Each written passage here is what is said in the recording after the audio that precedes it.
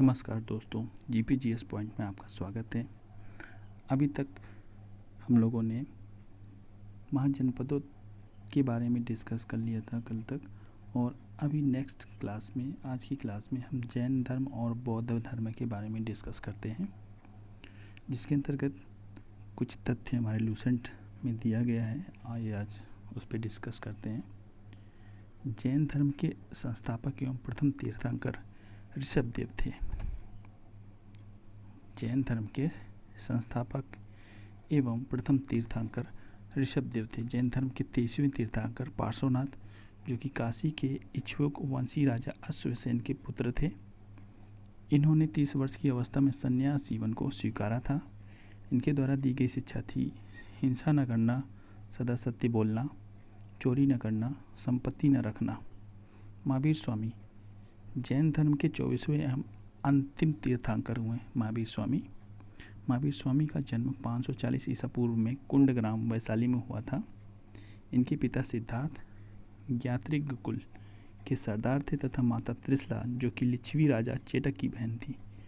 जो महावीर की माता त्रिशला थी, जो कि लिच्छवी के राजा चेटक की बहन थी। महावीर की पत्नी का नाम यशोदा एवं उनकी पुत्री का नाम अनुजा प्रियदर्शनी था। महावीर के बचपन का नाम वर्धमान था। उन्होंने 30 वर्ष की उम्र में माता पिता की मृत्यु के पश्चात अपने बड़े भाई नंदीवर्मन से अनुमति लेकर संन्यास जीवन को स्वीकारा था। 12 वर्षों के कठिन तपस्या के बाद महावीर को चिम्ब्रिक के समीप ऋजुपालिका नदी के तट पर साल वृक्ष के नीचे तपस्या करते हुए संपूर्ण ज्ञान का बोध हुआ। इस समय के महावीर जिन यानी कि विजेता, अरहत यानी कि पूज्य और निग्रंथ यानी कि बंधनहीन कहलाए। महावीर ने अपना उपदेश प्रकृति यानी अर्धमागधी भाषा में दिया। महावीर के प्रथम अनुयायी उनके दामाद प्रियदर्शनी के पति जामिल बने। जो महावीर के जो प्रथम अनुयायी थे, उनके दामाद यानी प्रियदर्शनी के पति जामिल बने।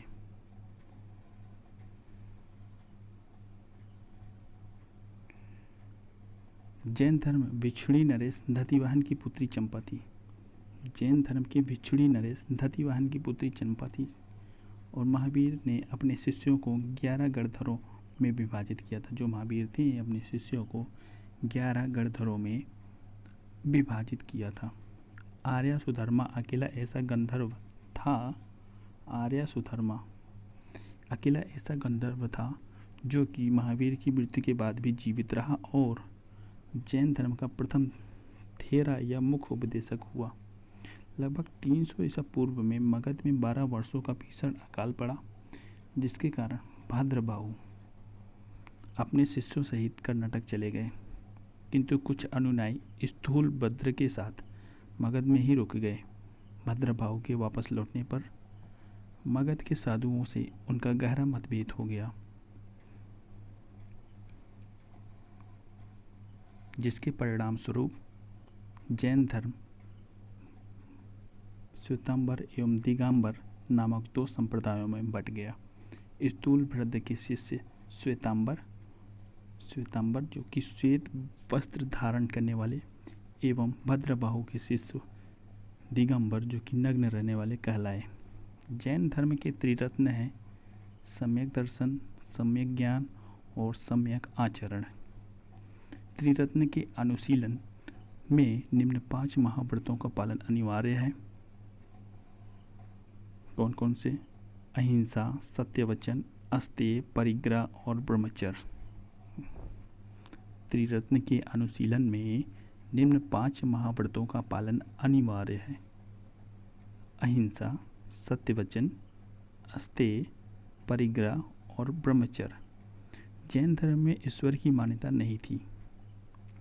जैन धर्म में आत्मा की मान्यता थी। महावीर पुनर्जन्म एवं कर्मवाद में विश्वास करते थे।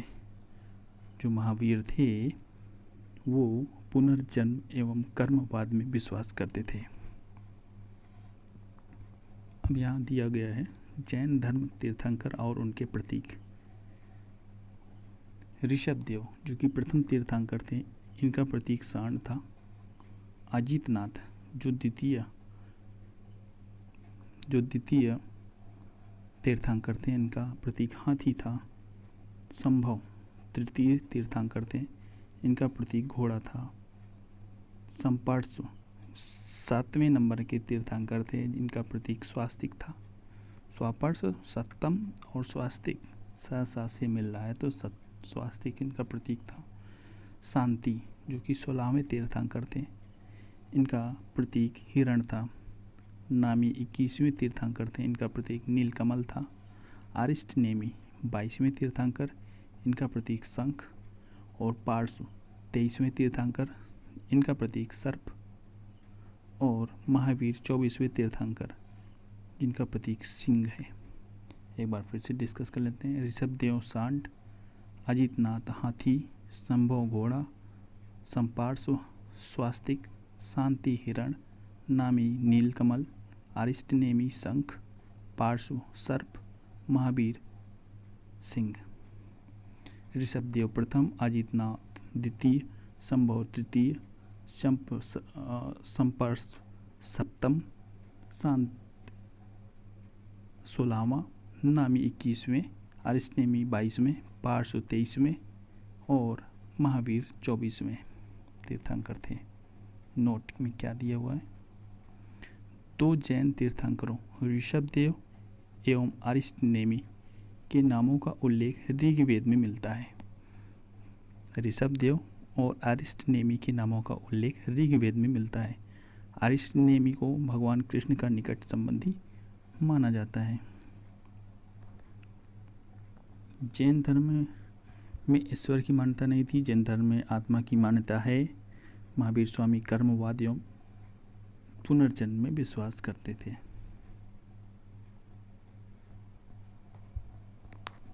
जैन धर्म में सप्तभंगी ज्ञान के अन्य नाम स्यादवाद और अनेकांतवाद है। जो जैन धर्म के सप्तभंगी ज्ञान हैं, उनके अन्य नाम क्या थे? स्यादवाद और अनेकांतवाद थे। जैन धर्म ने अपने आध्यात्मिक विचारों को सांख्य दर्शन से ग्रहण किया। जैन धर्म मानने वाले कुछ राजा कौन कौन थे? उदयन वंद राजा, चंद्रगुप्त मौर्य, कलिंग नरेश खारवेल, राष्ट्रकूट राजा अमोघवर्ष और चंदेल शासक। जैन धर्म मानने वाले कुछ राजा थे उदयन वंदराज, चंद्रगुप्त मौर्य, कलिंग नरेश खारवेल और राष्ट्रकूट राजा अमोघवर्ष और चंदेल शासक। मैसूर के गंगवंश के मंत्री, मैसूर जो कि कर्नाटक में है, वहाँ के गंगवंश के मंत्री चामुंड के प्रोत्साहन से कर्नाटक के श्रवणबेलगोला में 10वीं शताब्दी के मध्य भाग में विशाल बाहुबली की मूर्ति, जो कि गोमतेश्वर की मूर्ति के नाम से जाना जाता है, उसका निर्माण किया गया। और खजुराहो में जैन मंदिरों का निर्माण चंदेल शासकों द्वारा किया गया। जो खजुराहो मध्य प्रदेश में जैन मंदिरें हैं, उनका निर्माण चंदेल शासकों द्वारा किया गया। मौर्योत्तर युग में यमुना जैन धर्म का प्रसिद्ध केंद्र था। मौर्योत्तर युग में जो मथुरा है हमारे उत्तर प्रदेश में, वो जैन धर्म का प्रसिद्ध केंद्र था। मथुरा कला का संबंध जैन धर्म से ही है। जैन तीर्थंकरों की जीवनी भद्रबाहु द्वारा लिखित कल्पसूत्र में वर्णित है। जो जैन तीर्थंकरों थे, उनकी जीवनी भद्रबाहु द्वारा लिखित कल्पसूत्र में है। भद्रबाहु जो कि दिगंबर कहलाए, जो कि उनके शिष्य नग्न रहने वाले थे। 72 वर्ष की आयु में महावीर की मृत्यु यानी कि निर्वाण हुआ, जो कि 468 ईस्वी पूर्व में बिहार राज्य के पावापुरी राजगीर में हो गई थी। जो महावीर थे वो 72 वर्ष की आयु में उनकी मृत्यु यानी कि निर्वाण हुआ 468 ईस्वी पूर्व में बिहार राज्य के पावापुरी राजगीर में हो गई थी। मल्ल राजा श्रीपाल राजप्रसाद में महावीर स्वामी के निर्वाण प्राप्त हुआ था। एक बार फिर से पढ़ते हैं क्या लिखा है। मल्ल राजा श्रीपाल के राजप्रसाद में महावीर स्वामी को निर्वाण प्राप्त हुआ। जो मल्ल राजा एक कोई था, मल्ल राजा श्रीपाल के राजप्रसाद में महावीर स्वामी को निर्वाण प्राप्त हुआ था। अब आइए बात करते हैं बौद्ध धर्म से संबंधित कुछ इम्पोर्टेंट तथ्य। बौद्ध धर्म के संस्थापक गौतम बुद्ध थे। इन्हें एशिया का ज्योतिपुंज यानी कि लाइट ऑफ एशिया कहा जाता है। गौतम बुद्ध का जन्म 563 ईसा पूर्व में कपिल वस्तु के लुम्बिनी नामक स्थान पर हुआ था। इनके पिता शुद्धोधन जो कि साक के गढ़ के मुखिया थे। गौतम बुद्ध के पिता शुद्धोधन थे जो कि साक के गढ़ के मुखिया थे। इनकी माता माया देवी की मृत्यु इनके जन्म के 7वें दिन हो गई थी तथा गौतम बुद्ध का लालन पालन इनकी सौतेली माँ प्रजापति गौतमी ने किया। इनके बचपन का नाम सिद्धार्थ था। बुद्ध के बचपन का नाम सिद्धार्थ था। गौतम बुद्ध का विवाह 16 वर्ष की अवस्था में यशोधरा के साथ हुआ और उनके पुत्र का नाम राहुल था।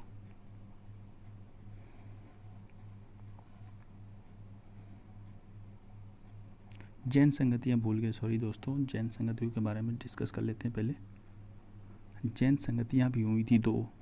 प्रथम जैन संगति 300 ईसा पूर्व में हुआ था जो कि स्थान पाटलिपुत्र था और जिसके अध्यक्ष स्थूलभद्र थे। स्थूलभद्र जिनके अनुयायी श्वेतांबर कहलाए थे। और द्वितीय संगति हुई थी 6ठी शताब्दी में जो कि स्थल था बल्लभी गुजरात में और इसके अध्यक्ष इनके जो अध्यक्ष थे द्वितीय जैन संगति के जो अध्यक्ष थे वो क्षमा श्रमण थे। प्रथम संगति 300 ईसा पूर्व पाटलिपुत्र में स्थूलभद्र की अध्यक्षता में हुआ और द्वितीय संगति 6ठी शताब्दी में बल्लभी गुजरात में और क्षमा श्रमण की अध्यक्षता में संपन्न हुई। अब बात करते हैं नेक्स्ट बौद्ध धर्म से संबंधित वाली बातें। सिद्धार्थ तथा कपिल वस्तु की सैर पर निकले। सिद्धार्थ जब यानी कि बुद्ध जब कपिल वस्तु की सैर पर निकले तो उन्होंने निम्न 4 दृश्यों को देखा। बूढ़ा व्यक्ति, एक बीमार व्यक्ति, 100 एवं एक सन्यासी। बूढ़ा व्यक्ति कोई था, एक बीमार व्यक्ति कोई था और एक 100 यात्रा और एक सन्यासी। सांसारिक समस्याओं से व्यथित होकर सिद्धार्थ ने 29 वर्ष की अवस्था में गृहत्याग किया जिसे बौद्ध धर्म में महाभिनिष्क्रमण कहा गया है। जिसे बौद्ध धर्म में महाभिनिष्क्रमण कहा गया है। गृह त्याग करने के बाद सिद्धार्थ बुद्ध ने वैशाली के अलार कलाम से सांख्य दर्शन की शिक्षा ग्रहण की और अलार कलाम सिद्धार्थ के प्रथम गुरु हुए। अलार कलाम के बाद सिद्धार्थ ने राजगीर के रुद्रक रामपुत्र से शिक्षा ग्रहण की। अलार कलाम के बाद सिद्धार्थ ने राजगीर के रुद्रक रामपुत्र से शिक्षा ग्रहण की। उरुवेला में सिद्धार्थ को कौंडिन्य, वंपा, भादिया, महानामा एवं अस्सगी नामक 5 साधक मिले। बिना अन्न जल ग्रहण किए 6 वर्ष की कठिन तपस्या के बाद 35 वर्ष की आयु में वैशाख की पूर्णिमा की रात निरंजना यानी कि फाल्गु नदी के किनारे पीपल वृक्ष के नीचे सिद्धार्थ को ज्ञान प्राप्त हुआ। ज्ञान प्राप्ति के बाद सिद्धार्थ बुद्ध के नाम से जाने गए। वह स्थान बोध गया कहलाया। बुद्ध ने अपना प्रथम उपदेश सारनाथ यानी कि ऋषि पंदनम में दिया जिसे बौद्ध ग्रंथों में धम्म चक्र प्रवर्तन कहा गया। यहाँ क्या दिया गया है? बुद्ध के जीवन से संबंधित बौद्ध धर्म के प्रतीक। जन्म जब होता है तो कमल एवं षंड प्रतीक था। गृहत्याग में घोड़ा, ज्ञान में पीपल बोधि वृक्ष, निर्माण में पद चिन्ह और मृत्यु में स्तूप।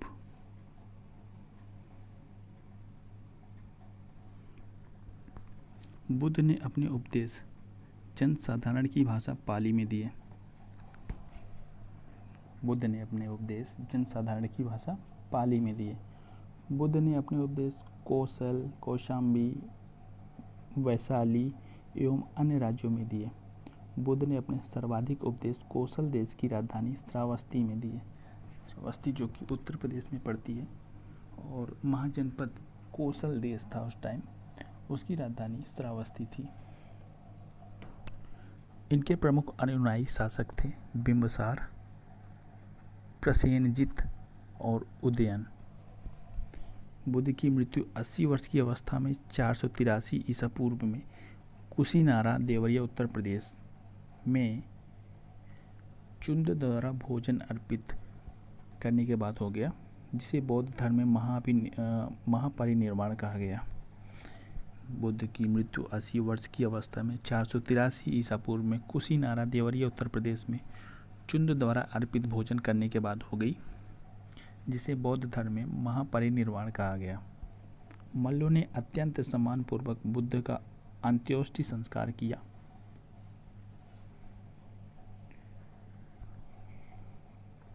एक अनुश्रुति के अनुसार मृत्यु के बाद बुद्ध के शरीर के अवशेषों को 8 भागों में बांटकर उन पर 8 स्तूपों का निर्माण कराया गया।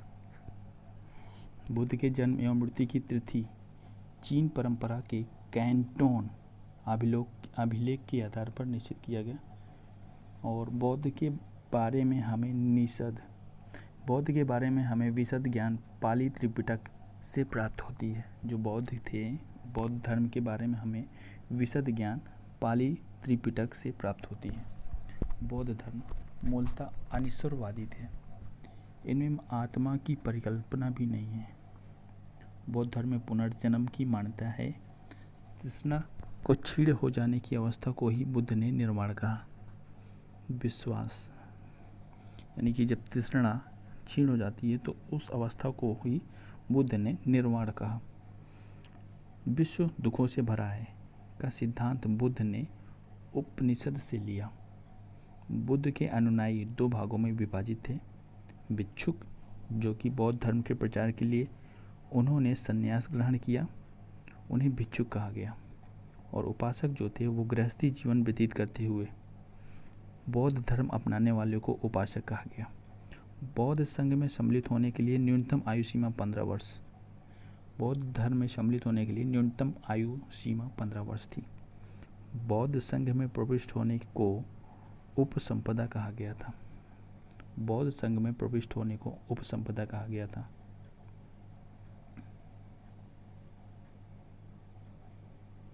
बौद्ध धर्म के त्रिरत्न हैं। बौद्ध धर्म के त्रिरत्न हैं बुद्ध, धम्म और संघ। बौद्ध धर्म के त्रिरत्न हैं बुद्ध, धम्म एवं संघ। अब बौद्ध संगतियों के बारे में डिस्कस कर लेते हैं। प्रथम बौद्ध संगति हुई थी 483 ईसा पूर्व में, जो कि स्थान राजगिरी था और अध्यक्ष महाकश्यप थे। शासनकाल अजातशत्रु का था। द्वितीय बौद्ध संगति हुई थी 383, ठीक 100 वर्ष बाद वैशाली में हुआ। स्थान वैशाली था और अध्यक्ष साबाकामी थे और शासन कालाशोक का था।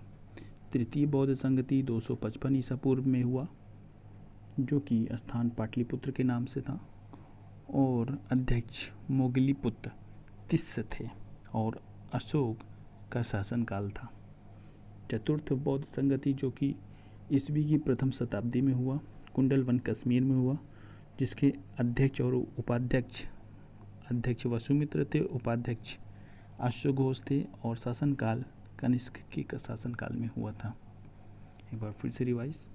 प्रथम बौद्ध संगति राजगिरी, अध्यक्ष महाकश्यप और शासनकाल अजातशत्रु का था। द्वितीय बौद्ध संगति 383 ईसा पूर्व, स्थान वैशाली, अध्यक्ष साबाकामी और शासनकाल कालाशोक का था।